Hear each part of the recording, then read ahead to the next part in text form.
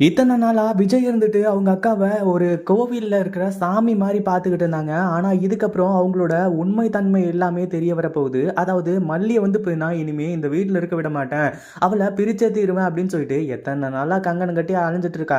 ஆனா ஒரு நாள் கூட வந்து போயினா மல்லியை பிரிக்கவே முடியல. அதாவது நிரந்தரமா தான் நான் பிரிப்பேன், பிரிச்சா வந்து போயினா ஒரே அடியா தான் பிரிப்பேன் அப்படின்றமா வந்து சொல்லி உட்கார்ந்துட்டு இருந்தான். ஆனா கடைசியில ஒரே அடியா அவங்க அக்காவே வந்து போயினா, அதாவது அந்த ராஜேஸ்வரியே அவங்க தம்பி விஜய விட்டு வந்து போயினா போக போறாங்க அப்படின்றது வந்து போயினா தெரியாம போயிடுச்சு. கடைசியில் வந்து போயினா இப்போ ராஜேஸ்வரி திரு திரு திருன்னு முழிக்க போறான். அதாவது இப்போ என்னென்னலாம் போய் பழி போட முடியுமோ அதை எல்லாத்தையுமே போட்டு நம்ம மல்லி மேல எத்தனை முறை வந்து போயினா இப்போ கொடுமை பண்ணிட்டு இருந்தாங்க. அது மட்டும் இல்லாம நம்ம விஜய வந்து போயினா மல்லி மேல கோவப்பட வச்சுட்டு இருந்தாங்க அப்படின்றது எல்லாமே தெரியும். ஆனா அப்ப நடந்தது எல்லாமே இந்த ராஜேஸ்வரி பண்ணதுதான். அதாவது ஒண்ணு இல்லாம வந்து போயினா மல்லிய தங்கிட்ட இருந்து பிரிக்கணும் அப்படின்றதுக்காக பண்ணிட்டு இருக்கிறது தான். இதுக்கப்புறம் பண்ண போறதும் அதுதான் அப்படின்னு சொல்லிட்டு இந்த ராஜேஸ்வரி போன்ல ரவுடிங்க கிட்ட பேசிட்டு இருக்கும்போது நம்ம விஜய் கேட்டு பயங்கரமா அதிர்ச்சியாக ஆரம்பிச்சாங்க. உண்மையிலே இது எல்லாமே மிகப்பெரிய ஒரு அதிர்ச்சி தான் அப்படின்னு சொல்லிட்டு வந்து சொல்லணும். அதுக்கு முன்னாடி என்ன பிளான் நடக்குது அப்படின்னு சொல்லிட்டு பார்க்கறதுக்கு முன்னாடி இப்பதான் நம்ம சேனலுக்கு ஃபர்ஸ்ட் டைம் வரீங்க அப்படின்னா கீழே இருக்க சப்ஸ்கிரைப் பட்டனை பிரஸ் பண்ணிக்கோங்க.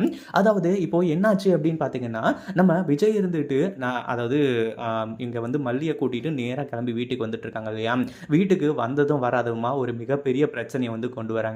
அதாவது எங்களை வெறுப்பேற்றணும் அப்படின்றதுக்காகவே நீங்க 2 பேரும் எங்கேயாச்சும் இருங்க, எப்படியாச்சும் போங்க. ஆனா எங்கள வெறுப்பேத்துறதுக்காக இவ எதுக்காக இந்த ஃபோட்டோவ எடுத்து எங்களுக்கு அனுப்பிச்சிருக்கா? அப்படின்னு சொல்லிட்டு வந்து கேட்க ஆரம்பிச்சுறாங்க. அந்த ஒரு டைம்ல தான் வந்து பார்த்தீங்கன்னா இங்க மிகப்பெரிய ஒரு ஆப்பே வந்து இருந்துட்டு இருக்கிறது. அதாவது மல்லி மேல பயங்கர கோவத்தோட நம்ம விஜய் வந்து இருந்துட்டு இருக்காரு. "ஏன் மல்லி உனக்கு ஒரு முறை சொன்னா புரியாதா? ஏதோ சரி ஓகே உள்ள மாட்டிக்கிட்டோம், உள்ள இருந்தோம். ஆனா ஃபோட்டோ எடுத்து எதுக்காக அனுப்பிச்ச?" அப்படின்ற மாரி கேட்கும்போது, "என்ன விஜய் சார் நீங்க இப்படி வந்து பேசிட்டு இருக்கீங்க?